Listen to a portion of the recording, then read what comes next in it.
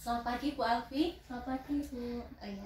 Hari ini kabarnya gimana? Alhamdulillah baik, sehat. Sehat, Bu alhamdulillah. sendiri bagaimana? Alhamdulillah sehat Bu Alfi. Alhamdulillah sehat adalah suatu hal yang harus kita syukuri ya. Iya benar. Baik, pada pagi hari ini rencana saya akan masuk ke kelas Bu Alfi untuk melaksanakan yang namanya supervisi akademik ya. Yang mana nanti saya akan hanya masuk mengamati saja proses pembelajaran yang ada di dalam kelas Bu Alfi. Nah ini Bu Alfi sebelum melaksanakan proses pembelajaran dalam kelas ingin tahu sebentar ya, Bu Alfi selama ini mengajar sudah berapa lama ya? Untuk mata pelajaran PPKN sekarang saya sudah mengajar jalan 2 tahun Ibu. Oh ya, jalan 2 tahun ya. Selama dengan proses pembelajaran ini yang pernah Bu Alfi temui ya selama ini, mungkin kendala apa yang pernah mungkin Ibu temukan dalam pembelajaran dalam kelas? Poin-poinnya aja Bu, mungkin ya. Kalau kendala itu kan di siswanya langsung ya Bu ya. Oh iya. Siswa itu kan karakternya beda-beda. Oh iya, siswa. Mungkin ada yang mudah untuk menangkap materi, ada siswa yang mohon maaf agak sulit menangkap materi. Nah, situ letak kesulitannya. Jadi saya juga kadang-kadang berpikir berkali-kali caranya bagaimana supaya semua anak itu bisa memperhatikan saya, bisa saya ajak diskusi dengan baik, itu bagaimana. Saya juga masih banyak sekali pertimbangan. Oh iya, jadi terletak pada karakteristik siswa ya.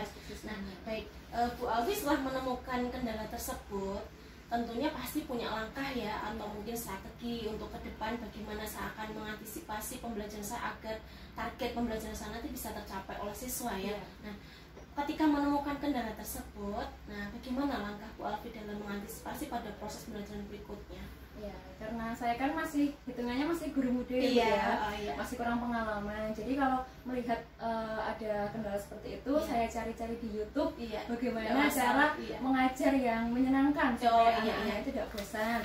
Kemudian misalnya dengan menayangkan PPT supaya anak tidak bosan, menayangkan video. Kemudian setelah itu anak saya ajak untuk diskusi, presentasi ke depan, dan beberapa waktu yang lalu anak itu sudah saya ajak untuk membuat mind map. Jadi anak itu membuat materi sendiri mengenai pulau-pulau yang ada di Indonesia. Setiap kelompok pulaunya itu berbeda-beda, kemudian mereka merancang materinya sendiri menggunakan diagram-diagram yang mereka buat. Setiap kelompok kan berbeda semua. Nanti setelah selesai membuat mind mappingnya itu, mereka nanti saya ajak untuk mendirikan standnya masing-masing.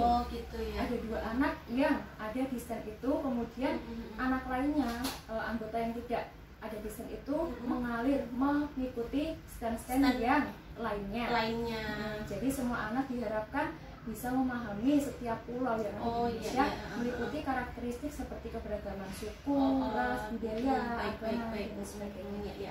Artinya Bu Alfi sendiri sebenarnya sudah mencari solusi dari apa yang sudah terjadi sebelumnya ya, dengan cara untuk memenuhi kebutuhan murid sebenarnya tanpa Bu Alfi sadari. Kayak tadi anak menggali potensi sendiri, minatnya sendiri kan, seperti itu, sehingga anak mencari dengan solusinya sendiri kan, seperti membuat map tadi ya. Itu sudah bagus sekali Ibu, perlu ditingkatkan, nanti tinggal dijalankan aja ya.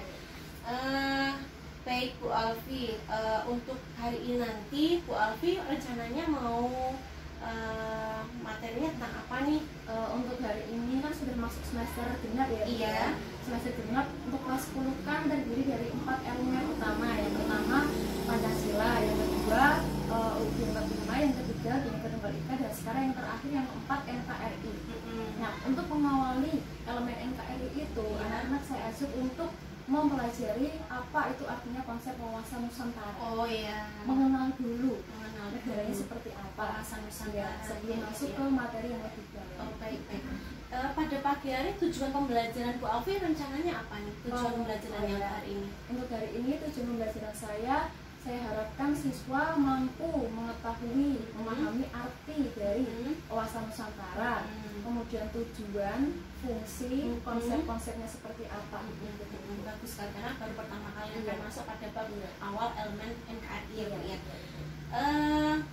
Area nanti yang akan Ibu kembangkan, yang akan tercapai nanti di akhir pada pembelajaran 2 jam ya, untuk yang 2 jam nanti keinginan Bu Alfi, apa yang akan dicapai dalam proses pembelajaran nanti? Pengembangannya di mana hendak yang akan dicapai?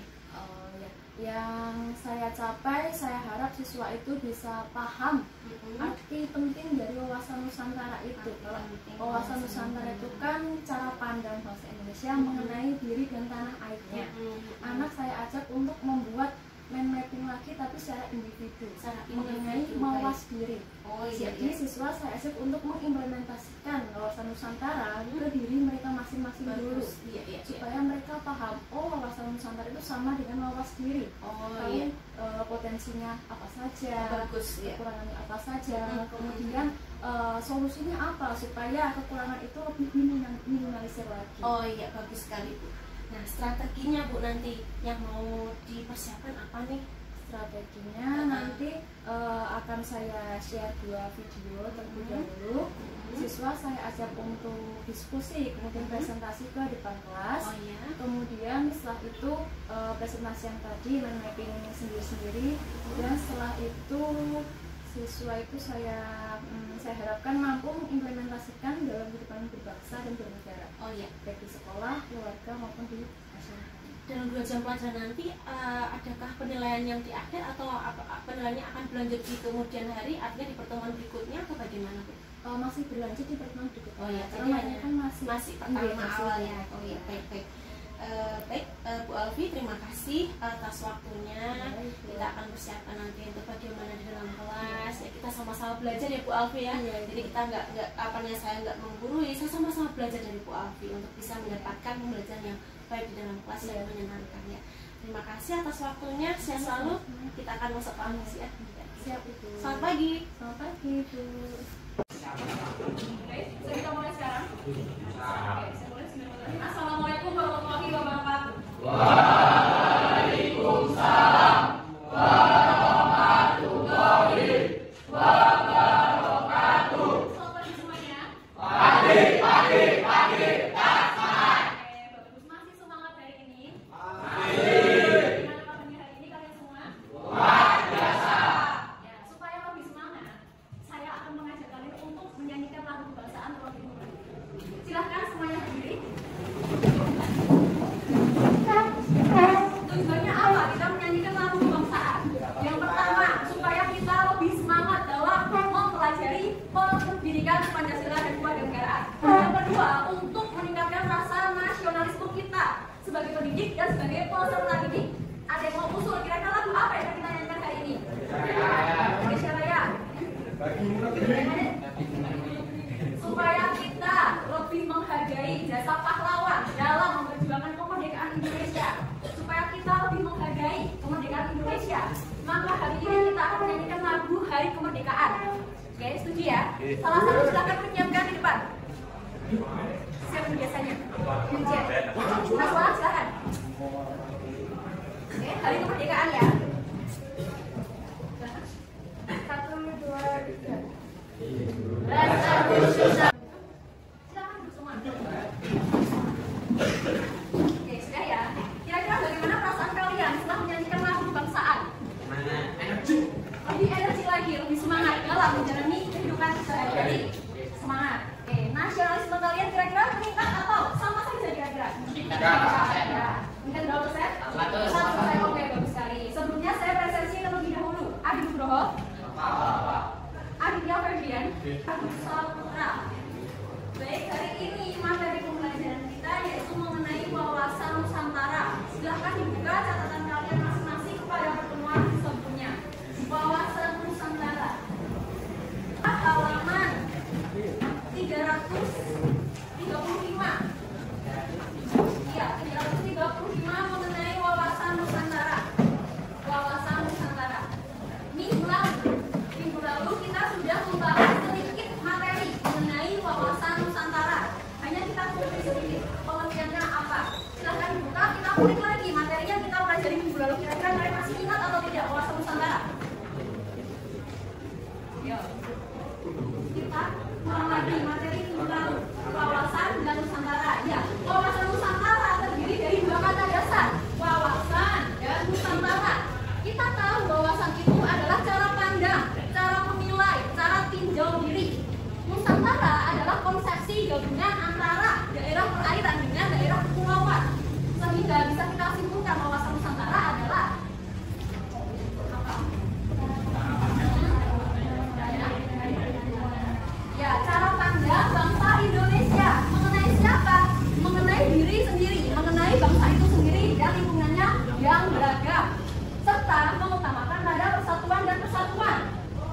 mengacu pada apa? Pada Pancasila dan kemudian 1945. Mengapa mengacu pada Pancasila? Karena apa? Alasannya apa? Semua kok harus sama dengan Pancasila? Karena alasannya Pancasila pendidikannya adalah sebagai dasar negara, sumber dari segala sumber hukum. UUD 45 pun harus bersumber pula pada Pancasila, karena Pancasila pendidikannya adalah sebagai ideologi bangsa, dasar negara, sumber dari segala sumber hukum. Paham sampai di sini? Wawasan Nusantara, cara pandang bangsa Indonesia mengenai diri dan lingkungannya yang beragam. Kemudian halaman 335, unsur dasar konsep wawasan Nusantara.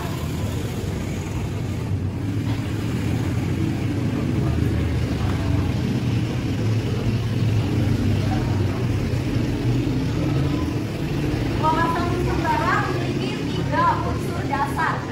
Unsur yang pertama yaitu wadah, yang kedua isi, yang ketiga adalah tata laku. Wadah, yang dimaksud wadah di sini adalah tempat bermasyarakat, berbangsa, dan bernegara. Yang meliputi apa saja wadahnya itu? Seluruh wilayah Indonesia. Seluruh wilayah Indonesia. Oke, terdiri dari 3 organisasi pemerintahan. Yang pertama legislatif, yang kedua eksekutif, yang ketiga legislatif. Apa itu ketiga organisasi tersebut? Masih ingat tidak? Pembelajaran kita waktu dulu sudah pernah kita bahas. Legislatif, eksekutif, dan yudikatif. Lembaga legislatif adalah lembaga yang tugasnya adalah merancang dan membuat undang-undang. Siapa saja yang bertugas? MPR, DPR, dan DPD. Yang kedua, lembaga eksekutif. Lembaga eksekutif, betul, presiden, wakil presiden, kemudian para menteri. Tugasnya apa? Tugasnya adalah untuk menjalankan undang-undang dan peraturan yang sudah dibuat sebelumnya. Itu yang kedua. Yang ketiga, lembaga yudikatif. Lembaga yudikatif tugasnya adalah mengadili segala macam pelanggaran terhadap undang-undang yang telah dibuat atau disahkan.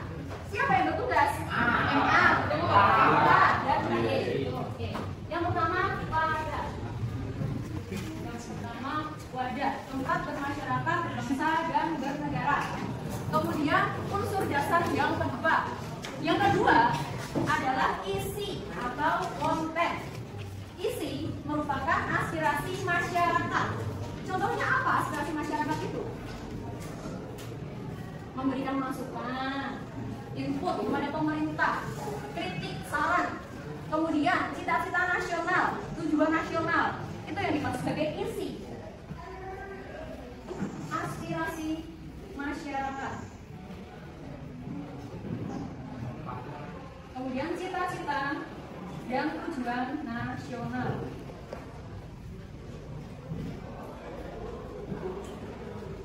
Tujuan nasional yang tercantum dalam pembukaan presiden.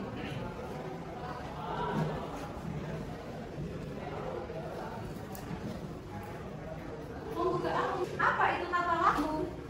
Tata laku adalah hasil interaksi dari wadah dan juga isi. Yang mana tata laku itu dibagi menjadi 2. Yang pertama tata laku terlihat dan yang kedua tata laku yang tak terlihat. Silakan sambil disimak, di situ sudah ada pengertian tata laku terlihat seperti apa contohnya, tata laku tidak terlihat seperti apa contohnya. Tata laku yang terlihat tercermin dalam apa? Terlihat dan tak terlihat. Tata laku merupakan hasil interaksi dari wadah dan juga isi. Yang mana dibedakan lagi menjadi 2 macam. Yang pertama tata laku terlihat dan yang kedua tata laku tak terlihat. Contoh tata laku terlihat tercermin dalam sikap kita. Terlihat bisa kita lihat melalui sikap. Sikap dalam apa? Mengatasi, betul? Ya betul. Mengatasi persoalan bangsa. Itu tata laku terlihat. Sedangkan tata laku yang tidak terlihat, tidak bisa kita lihat dengan mata, tercermin dalam jiwa, semangat, mentalitas yang baik. Betul sekali. Jiwa nasionalisme, cinta tanah air itu tercermin dalam tata laku yang tak terlihat. Baik, sampai di sini ada pertanyaan? Kalian sudah paham? Paham ya? Oke. Hasil interaksi.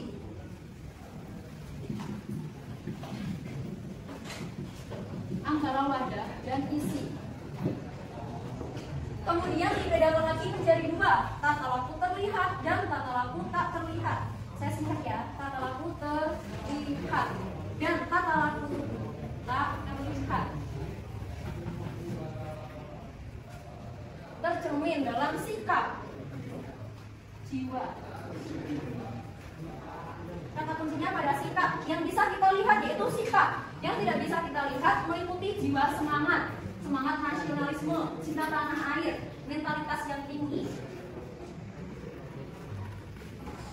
menyikapi masalah kebangsaan atau kenegaraan. Nasionalisme.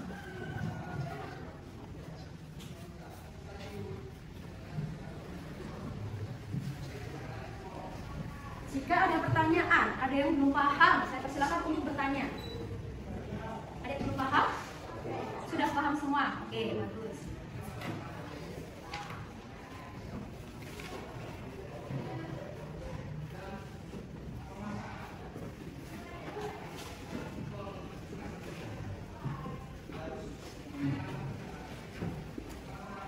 Baik, yang pertama sudah konsep dasar wawasan Nusantara. Yang kedua kita masuk pada materi kedudukan wawasan Nusantara. Wawasan Nusantara punya kedudukan apa?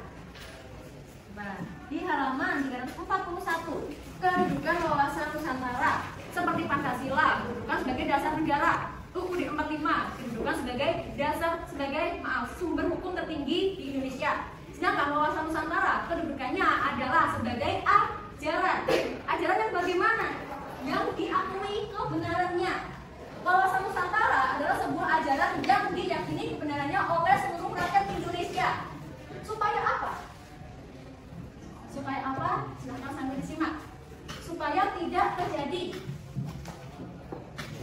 penyimpangan dalam upaya mencapai cita-cita dan tujuan nasional. Betul. Sebagai ajaran yang diakui kebenarannya.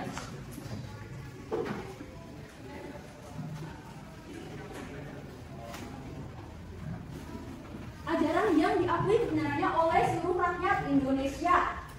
Supaya apa? Supaya tidak terjadi kesalahan atau kesulitan dalam mencapai tujuan dan cita-cita nasional. Itu kedudukannya sebagai ajaran yang diakui kebenarannya. Supaya tidak terjadi penyimpangan.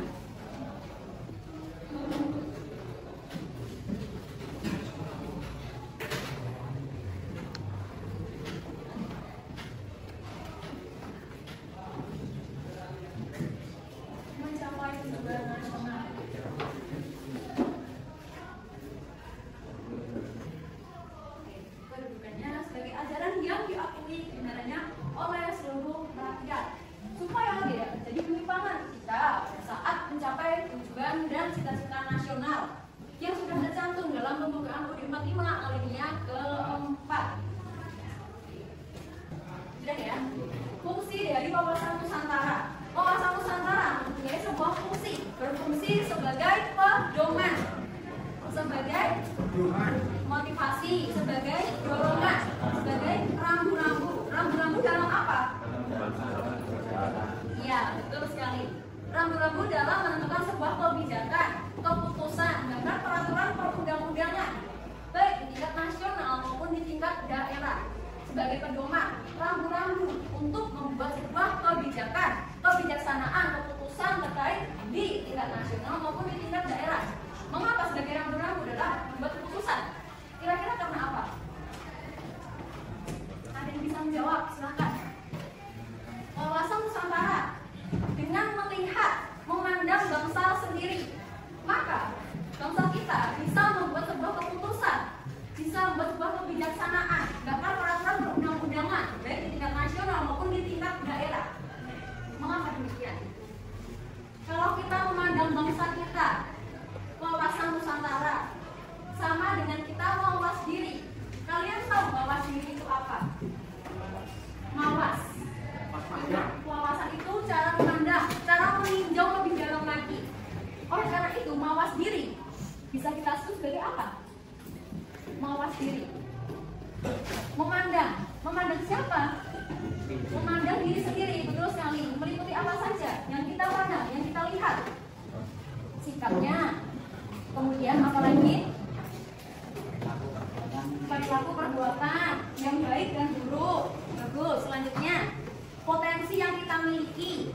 potensi apa yang kita miliki, kemudian kekurangannya apa yang menghambat kita untuk mencapai tujuan hidup kita. Kalian punya tujuan hidup tidak? Nah, oke. Coba kalian lihat potensi kalian. Kira-kira potensi kalian apa?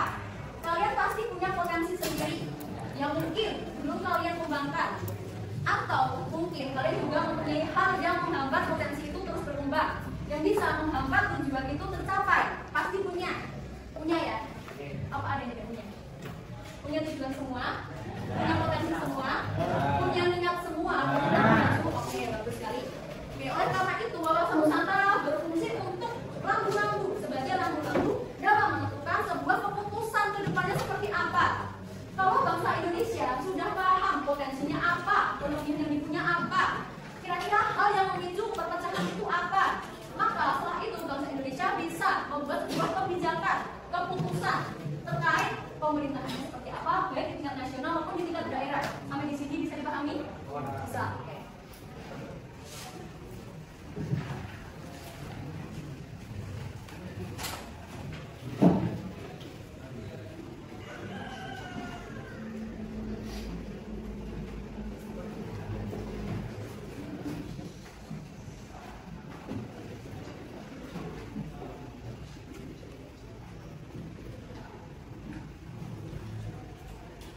Dan kebijakan.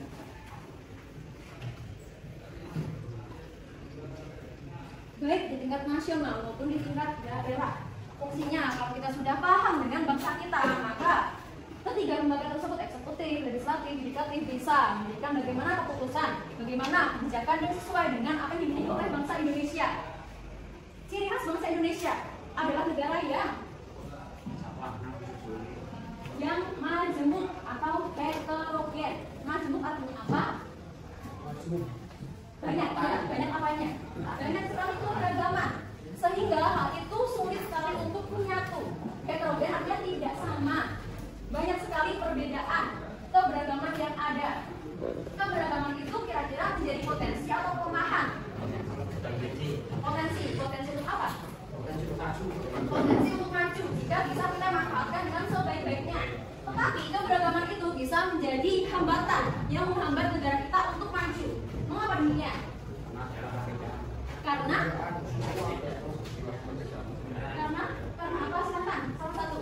Sudah benar jawabannya. Karena apa? Mengapa perbedaan atau keberagaman disebut sebagai hambatan untuk menuju ke negara yang lebih baik lagi? Alasannya apa? Karena perbedaan itu disalahgunakan untuk mengolok-olok perbedaan yang lain. Misalnya, golongan sendiri lebih diunggulkan dan merendahkan golongan lain. Itu contoh ya. Mengapa keberagaman bisa menjadi potensi dan bisa menjadi hambatan dalam mencapai sebuah persatuan dan kesatuan. Kemudian selanjutnya, wawasan Nusantara. Secara umum, wawasan Nusantara mempunyai tujuan untuk mewujudkan nasionalisme yang tinggi. Ditingkatkan lagi nasionalismenya melalui wawasan Nusantara dan meningkatkan persatuan di segala aspek kehidupan warga negara Indonesia. Tujuan wawasan Nusantara untuk meningkatkan nasionalisme.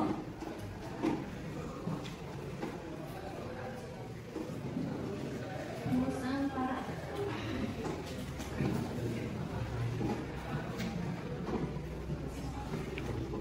Nasionalisme. Ini merupakan tujuan umum. Selanjutnya, tujuan itu dibagi lagi menjadi dua.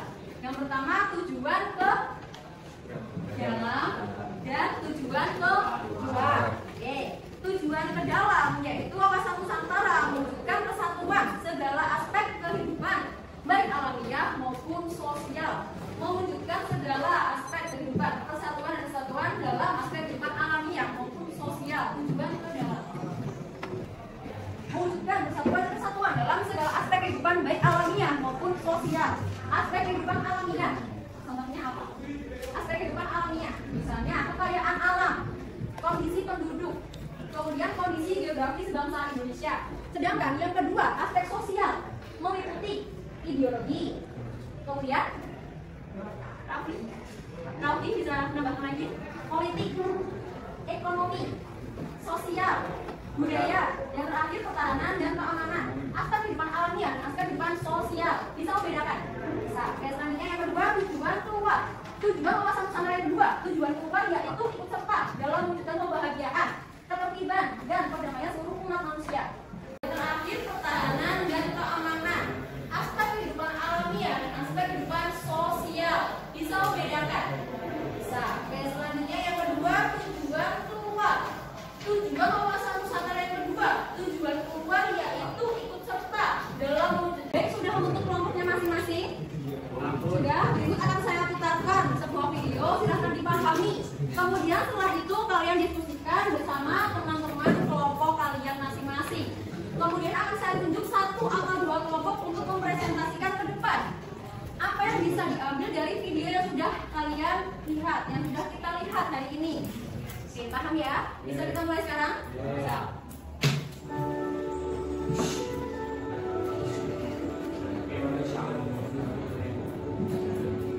Oke, waktunya sudah selesai. Sudah selesai semua ya. Salah satu kelompok silakan presentasi ke depan. Kelompoknya dengan sudah selesai. Oke, silakan maju ke depan. Saya ambil sampel 1 kelompok, silakan. Bisa.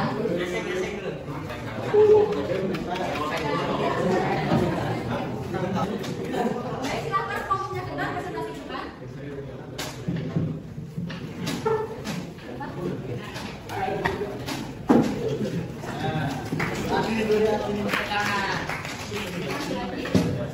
Seperti biasa ucapan salam terlebih dahulu. Ya, assalamualaikum warahmatullahi wabarakatuh. Waalaikumsalam warahmatullahi wabarakatuh.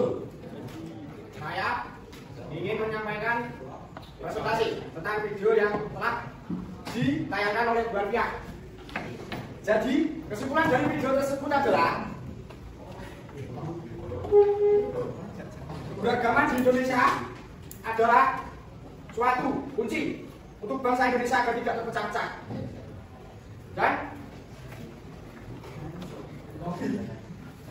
Dan agama di Indonesia sangat beragam, sehingga kita sebagai umat yang beragama sebaiknya menghargai agama orang lain. Sekian, terima kasih. Wassalamualaikum warahmatullahi wabarakatuh. Oke, saya beri pertanyaan. Kaitannya dengan materi wawasan Nusantara itu apa? Dengan keberagaman yang sudah kalian sampaikan. Oke, diskusinya sudah selesai. Sekarang tugas terakhir. Tugas terakhir akan saya berikan untuk kalian di kelas 10 TBKRA berupa tugas individu. Tugas ini adalah tugas yang mencerminkan manajemen diri kalian. Kita tadi sudah membahas mengenai wawasan Nusantara. Sudah saya bahas sedikit tadi mengenai mawas diri. Melihat diri kita masing-masing, potensi kita apa, tujuan hidup kita apa. Nah, sekarang tugas individu yang harus kalian kerjakan, kalian harus membuat sebuah mind map. Oke, tahu ya, mind map. Seperti mind mapping yang sudah kalian kerjakan beberapa minggu yang lalu, pulau-pulau itu. Nah, mind map ini sifat tugasnya adalah tugas individu. Isinya mengenai apa? Mengenai mawas diri. Yang isinya apa saja? Kalian gali potensi kalian. Kalian tulis. Sebelumnya kalian tentukan dulu tujuan hidup kalian itu apa.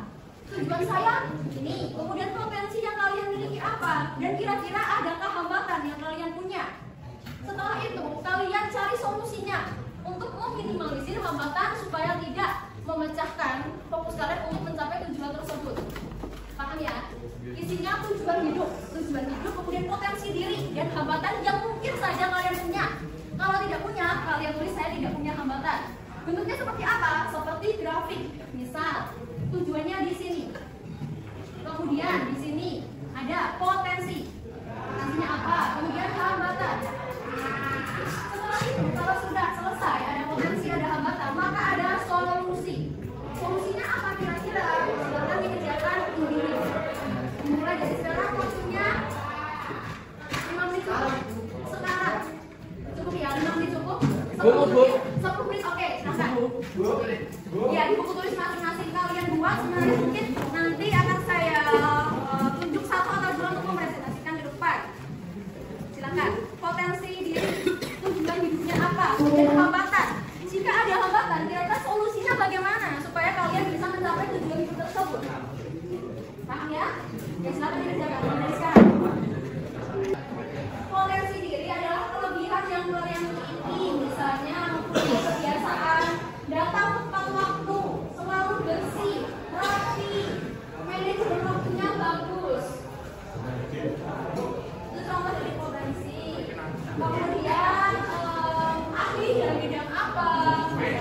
menggambar atau mengarang cerita.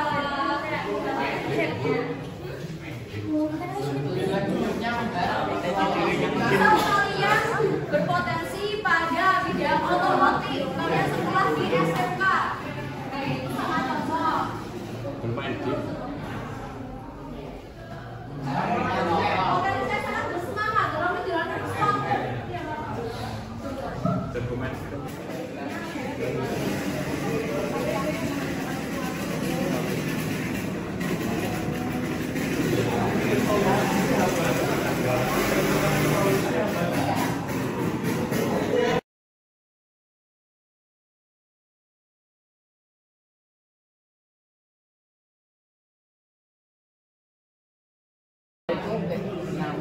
Gimana ada kesulitan pengerjaannya? Mapping itu adalah pembuatan materi atau tugas yang mana kamu buat diagram grafik. Misalnya contoh di depan, di situ ada tujuan hidup pertama. Di atas ada potensi diri kamu apa, peluang kamu apa. Kemudian di bawah di sini ada hambatan untuk mencapai tujuan kamu itu apa. Kalau misalnya ada hambatan, kamu beri solusi di akhir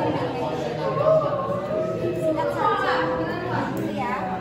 Baik, ada teman-teman. Baik, sudah selesai kerjaan tugasnya. Oke, ada yang bersedia maju ke depan tanpa saya tunjuk? Ada yang bersedia maju ke depan tanpa saya tunjuk? Silakan diri sebelum saya tunjuk. Silakan Sera maju ke depan.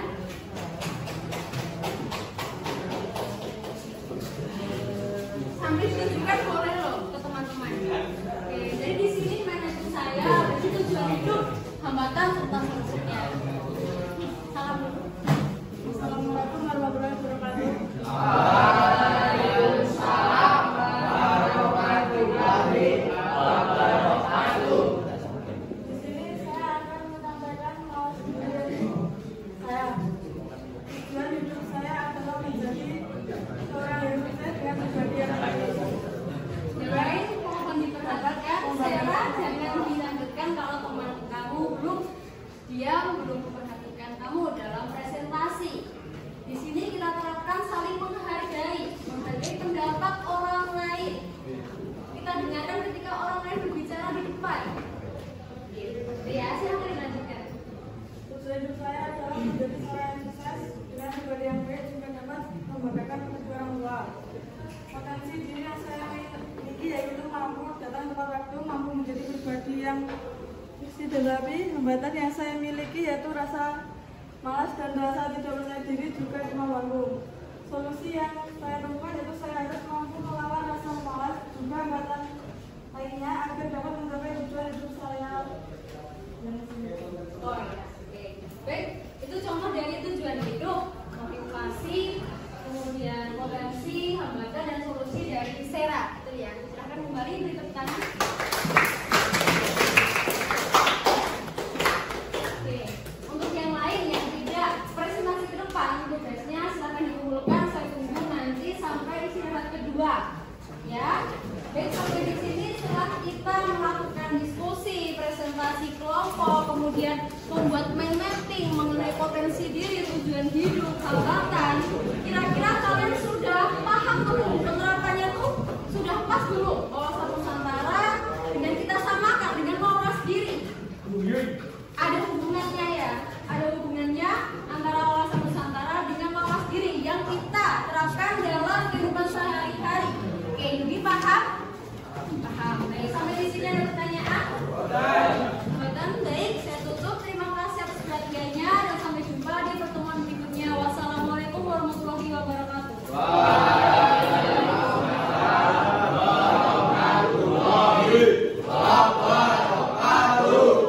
Dalam proses pembelajaran tadi, kalau menurut catatan saya ya, ini berbagi pengalaman saja sebenarnya ya. Saya tidak akan merasa apa yang menggurui sebagai guru atau apa, yang artinya saling berbagi aja ya. Pada saat pengamatan tadi yang sudah dua aja ya, yang sudah dilakukan, yaitu pada saat pendahuluan itu orientasi, persepsi itu sudah dilakukan. yang mulai dari cek siswa, kesiapan siswa, mulai kehadiran sampai dengan persepsi waktu tadi mengajukan pertanyaan ke siswa pada pertemuan minggu yang lalu, kayaknya gitu ya. Itu yang buat pengamatan tadi sih. Terus ini aja sebelum nanti aku ini, mungkin Bu Alfi dulu aja dan kayaknya yang perlu ini. Sebelum aku ini mungkin malah gini aja. Apakah yang disampaikan Bu Alfi tadi kira-kira selama proses 2 jam itu sudah sesuai dengan apa yang diharapkan Bu Alfi, sesuai dengan schedule perencanaan pembelajaran Bu Alfi? Sesuai dengan ini aja. Tadi kan kebetulan ada sedikit kendala di awal ya Bu ya. Waktunya masih ada beberapa siswa yang belum masuk.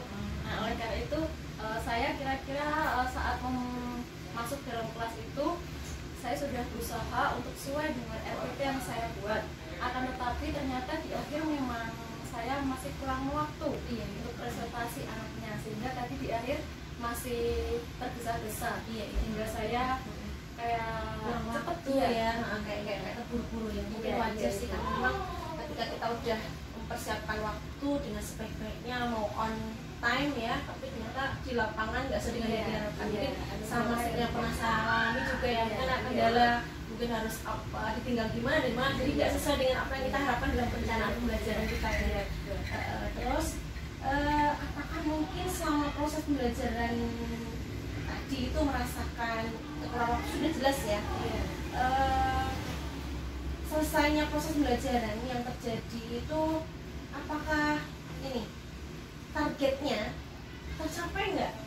Kalau target saya tadi kan siswa bisa paham apa itu wawasan Nusantara dengan saya berikan tugas bagaimana mereka mawas diri, bagaimana mereka menggali potensi mereka, tujuan hidupnya apa dan halangannya apa, kemudian usahanya itu seperti apa. Tadi saya lihat beberapa siswa sudah presentasi, saya lihat mereka sudah paham apa itu mawas diri. Dan sehingga kalau kita kaitkan dengan wawasan Nusantara memang ada samanya, ada persamaannya. Ada kesamaan. Jadi ketika saya tanya apakah kalian paham wawasan Nusantara itu, apakah kalian ini mawas diri, mereka sedikit paham. Oh iya Bu, kalau wawasan Nusantara itu sama dengan mawas diri. Meninjau bangsa Indonesia, mengenai diri dan lingkungannya. Baik.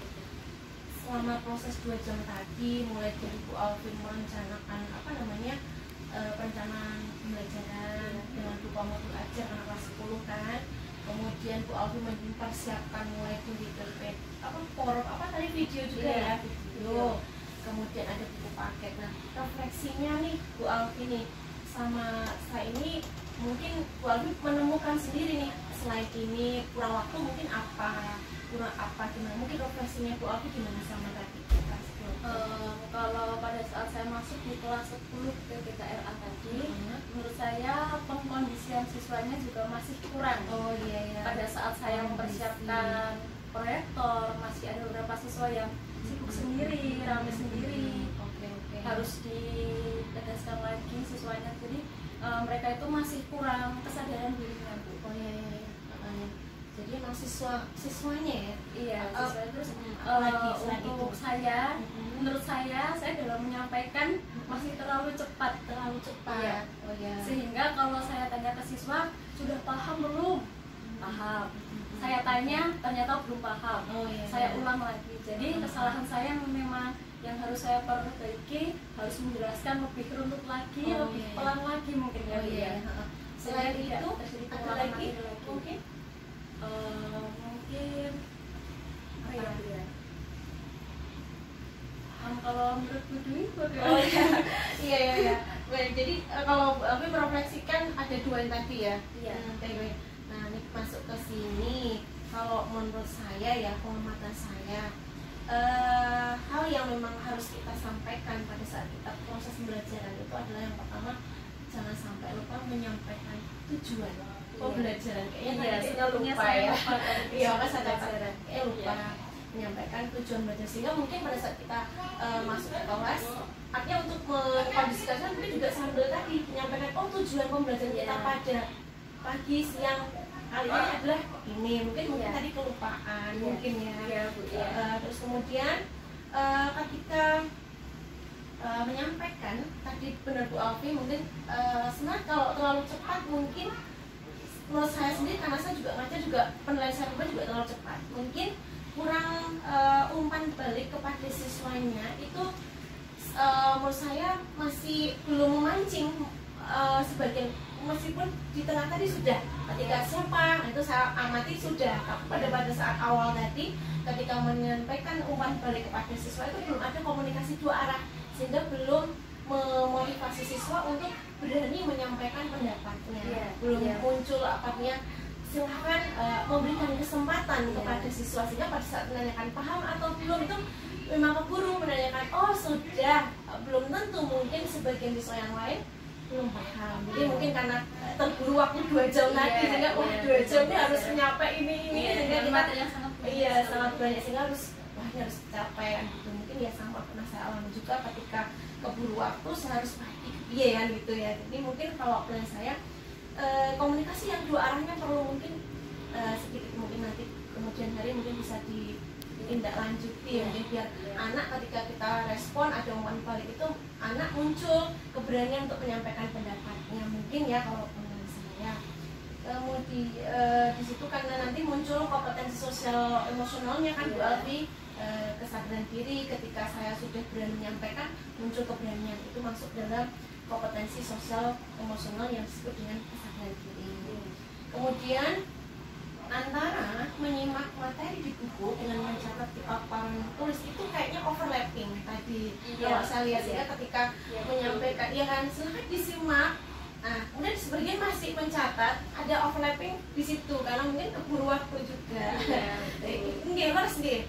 Jadi ketika menyampaikan saya disimak, kemudian paparan masih mencatat, ada yang menyimak, jadi overlapping bentuk instruksinya mungkin ya, karena kita pasang waktu. Kemudian yang terakhir kalau menurut saya kita lupa menarik kesimpulan. Kayaknya ketika terakhir setelah kita selesai kan tadi presentasi dari dua siswa, kita ambil sampling, kita lupa menarik kesimpulan pada akhir pembelajaran kita. Kayaknya di situ tadi lupa sebenarnya menarik kesimpulan tidak harus kita kita, tapi dengan siswa tadi mungkin maju gantian juga bisa menyampaikan kesimpulan kita pada hari kita apa yang kita pelajari hari tadi apa, tidak harus semua ambil satu atau dua siswa juga nggak masalah, walaupun mau semua nggak masalah juga. Jadi kalau menurut itu yang belum ya Bu ya, tapi secara garis besar Bu Alfi sudah bagus sekali penilaian saya yang sudah tadi yang pertama tadi orientasi, persepsi juga sudah, kemudian berikan kesempatan kepada siswa tentang kepahaman, kemudian juga di tengah-tengah proses sudah memberikan umpan balik sebagai pengertian dua arah, ketika di akhir-akhir tadi siapa gitu ya, cuman di awal tadi masih belum muncul, kemudian sudah menyampaikan akhir penilaian prosesnya nanti targetnya apa, anak sudah paham, sudah ngerti akan dinilai apa oleh Bu Alfi. Kemudian juga yang saya garis bawahi, Bu Alfi sudah memunculkan kompetensi sosial emosionalnya yaitu di manajemen diri.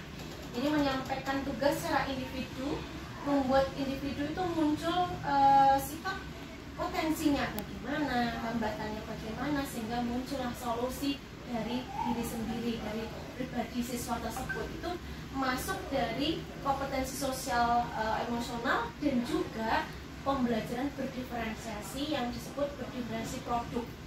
Di Bu Alfi udah bagus, kontennya tadi diferensi sudah ada video, ada buku paket juga ada, itu sudah mengakomodir untuk siswa-siswa yang visual, kemudian juga ada yang kinestetik juga bisa. Kemudian masuk ke ini tadi Bu Alfi ke diferensiasi produk. Produk itu artinya berbeda-beda, karena saya yakin dengan Bu Alfi membuat suatu manajemen diri, memunculkan potensi siswa yang berbeda, hambatnya berbeda, pasti hasil dari masing-masing siswa pasti berbeda. Itu disebut dengan pembelajaran berdiferensiasi produk, itu bagus sekali nanti di tempat ya. Kemudian sampai dengan tujuan hidup juga itu udah bagus sekali, jadi mengkorelasikan tujuan hidup mereka sebagai siswa yang mana terkait dengan mata pelajaran PKN ya sekarang ya, pendidikan PPKN sekarang PPKN ya, orientasinya adalah nanti siswa memiliki karakter yang memiliki profil pelajar Pancasila ya. Nah, dimana di sini mereka sudah bisa mencapai tujuan hidup. Di sini ada lagi tujuan hidup itu bagaimana mereka akan selamat dan bahagia sebagai anggota masyarakat, ya kan? Tidak hanya sebagai individu tapi sebagai anggota masyarakat. Artinya nanti dia bermanfaat sebagai pelajar profil Pancasila. Tapi bagus sekali Bu Alvin. Tadi sudah mengkaitkan antara materi yang ada di dalam elemen PPKN dengan kehidupan sehari-hari.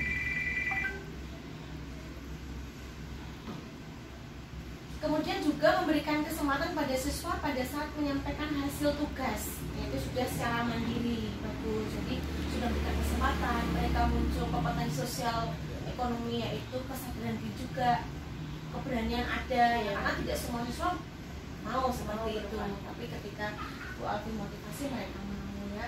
Kemudian dengan minta siswa maju ke depan ya, kemudian Bu Alfi menggarisbawahi juga di situ muncul silahkan anak-anak diam dulu, baru kita mulai. Itu memberikan kesempatan memunculkan sikap kesadaran sosial. Ini juga masuk kompetensi sosial emosional, yaitu kesadaran sosial. Bu Alfi bagus sekali menunjukkan karakter di sini dalam pelajaran PPKN, karena memang perlu sekali karakter sikap di sini dimunculkan, bahwa sikap menghargai itu harus ada. Ketika Bu Alfi menunjukkan bahwa berhenti dulu sebelum teman kalian berhenti berbicara, ini bagus sekali karena sudah muncul kesadaran sosial.